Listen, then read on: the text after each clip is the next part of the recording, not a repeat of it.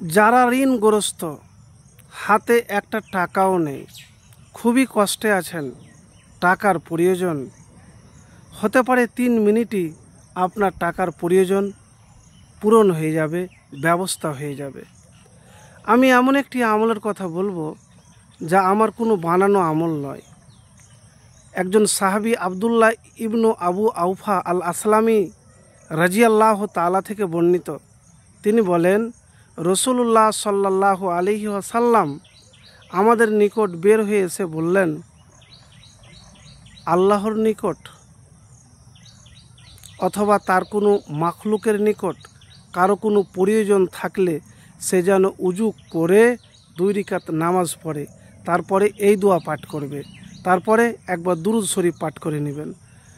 লা ইলাহা ইল্লাল্লাহুল হালিমুল কারীম সুবহানাল্লাহি রব্বিল আরশিল আজিম আলহামদুলিল্লাহি রব্বিল আলামিন আসআলুকা মুজিবাতি রহমাতিকা ওয়া আজাইমা মাগফিরাতিকা ওয়াল গানিমাতা মিন কুল্লি বিররা ওয়াস সালামাতা মিন কুল্লি ইসমিন লা তাদা লানা জানবান ইল্লা গাফারতাহু ওয়ালা হাম্মান ইল্লা ফাররাজতাহু ওয়ালা হাজাতান হিয়া লাকা রিজান ইল্লা কজাইতাহা ইয়া আরহামুর রাহিমিন।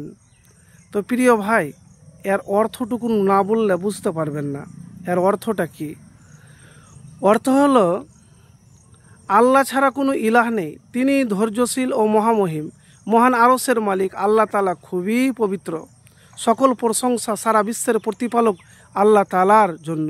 হে আল্লাহ, আমি তোমার নিকট তোমার রহমত লাভের উপায় সমূহ, তোমার ক্ষমা লাভের কঠিন ওয়াদা, প্রত্যেক ভালো কাজের ঐশ্বর্য এবং সকল খারাপ কাজ হতে নিরাপত্তা চাইছি। হে মহা অনুগ্রহকারী, আমার প্রতিটি অপরাধ ক্ষমা করো, আমার প্রতিটি দুশ্চিন্তা দূর করে দাও এবং যে প্রয়োজন ও চাহিদা তোমার সন্তোষ লাভের কারণ হয় তা পরিপূর্ণ করে দাও।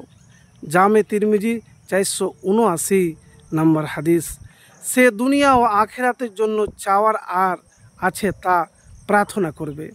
এরপর আপনার যদি কিছু চাওয়ার থাকে তাহলে আপনি হাত উঠিয়ে দোয়া করবেন। ধরেন কোনো কিছু আপনার টাকার দরকার, কষ্ট আছে, তো হাত উঠিয়ে এই দোয়া করবেন।